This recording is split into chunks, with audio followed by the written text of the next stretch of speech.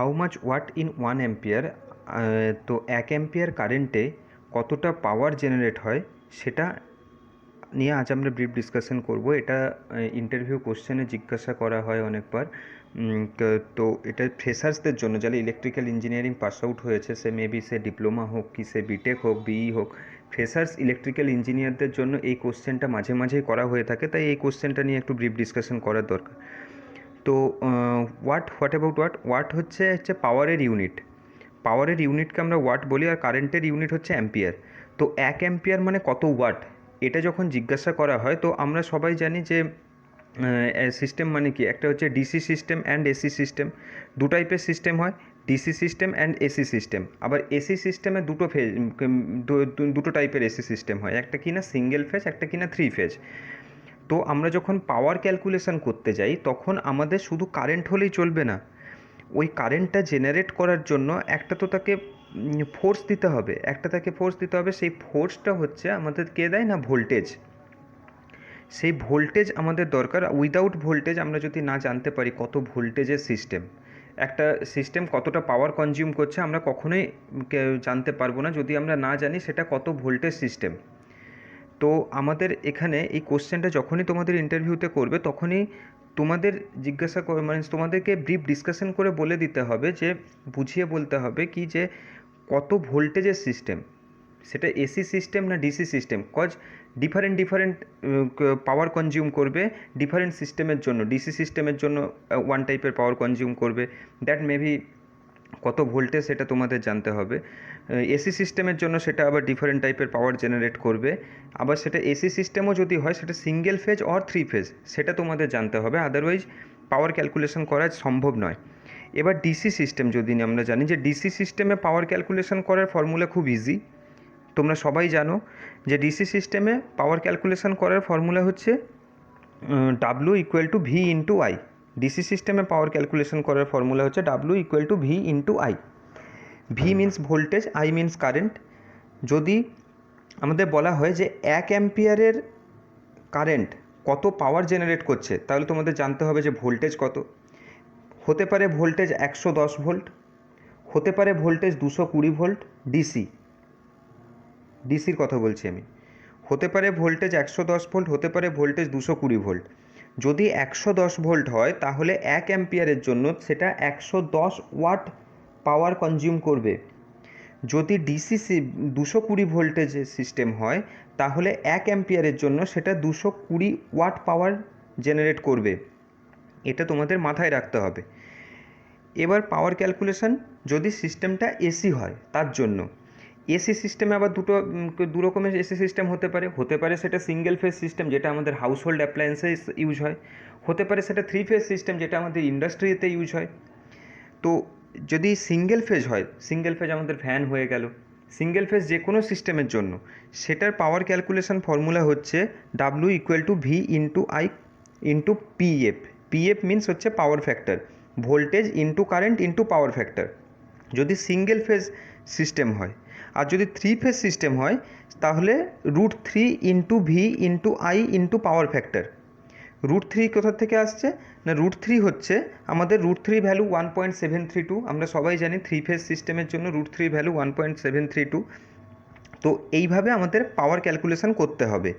এবার power factor কি, power factor আমাদের লোডটা কী টাইপের লোড ইউজ হচ্ছে, সেই লোডটা কত পাওয়ার কনজিউম করছে আমরা জানবো কী করে, তাহলে কী টাইপের লোড ইউজ হচ্ছে আমাদের জানতে হবে। যদি এসি সিস্টেম হয় হতে পারে সেই লোডটা ক্যাপাসিটিভ লোড, হতে পারে সেই লোডটা রেজিস্টিভ লোড, হতে পারে সেই লোডটা ইন্ডাকটিভ লোড। তো এটা আমাদের জানার খুব দরকার। যদি সিঙ্গেল ফেজ সিস্টেম হয়, যদি রেজিস্টিভ লোড হয়, তাহলে রেজিস্টিভ লোডে পাওয়ার ফ্যাক্টর সবসময় 1 হয়, ইন্ডাকটিভ লোডে ল্যাগিং পাওয়ার ফ্যাক্টর হয়, ক্যাপাসিটিভ লোডে লিডিং পাওয়ার ফ্যাক্টর হয়। ধরলাম রেজিস্টিভ লোড, তাহলে পাওয়ার ফ্যাক্টর সবসময় 1। তাহলে আমাদের কত ভোল্টেজের সিস্টেম সেটা জানতে হবে। যদি 220 ভোল্ট হয়, যদি 220 ভোল্টের সিস্টেম হয়, 1 অ্যাম্পিয়ার পাওয়ার হয়, রেজিস্টিভ লোড হয়, তাহলে তো পাওয়ার ফ্যাক্টর 1।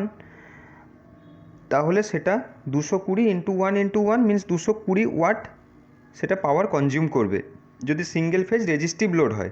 যদি সিঙ্গেল ফেজ ক্যাপাসিটিভ লোড হয় তাহলে সেটা লিডিং পাওয়ার ফ্যাক্টর যে জেনারেট করবে, কারণ ক্যাপাসিটিভ লোডে লিডিং পাওয়ার ফ্যাক্টর হয়। এবার lagging power factor, leading power ফ্যাক্টরটা কি?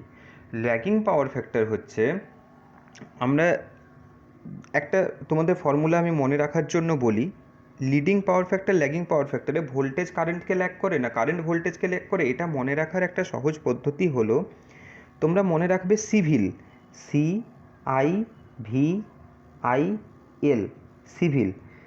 Capacitive load C means current lead voltage, current ভোল্টেজকে লিড করছে, আইটা আগে আছে ভিটা পরে আছে, তাই কারেন্ট ভোল্টেজকে লিড করছে।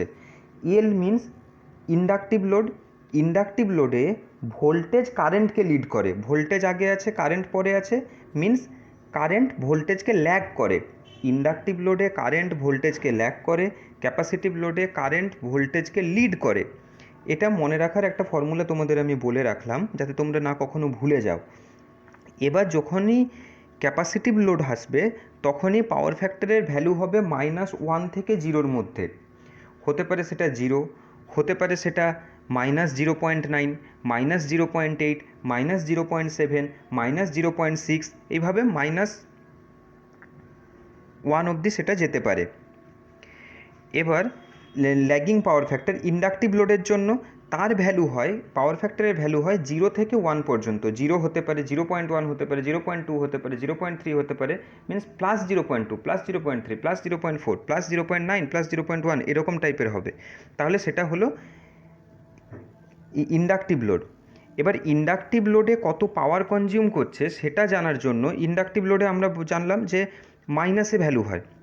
তাহলে ইন্ডাকটিভ লোডের সময় পাওয়ার যদি আমি ক্যালকুলেট করতে চাই 3 ফেজ সিস্টেমে, তাহলে 3 ফেজের জন্য 1.732 ইন্টু ভোল্টেজ ধরে নিলাম 440 ভোল্ট,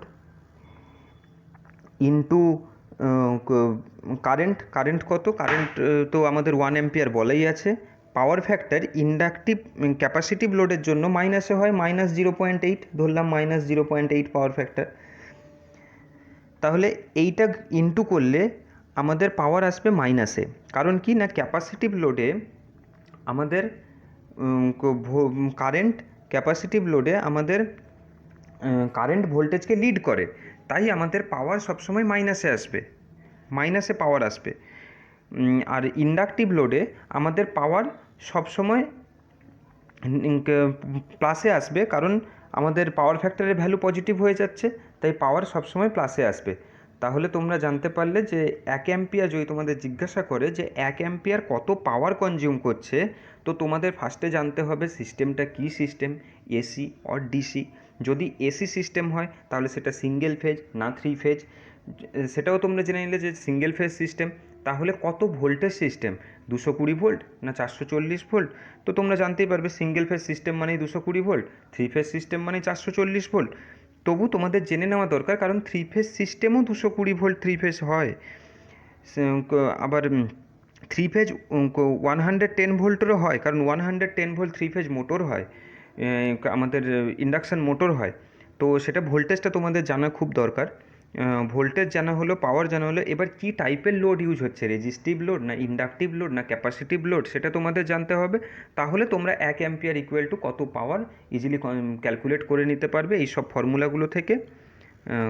তো thank you for watching this video.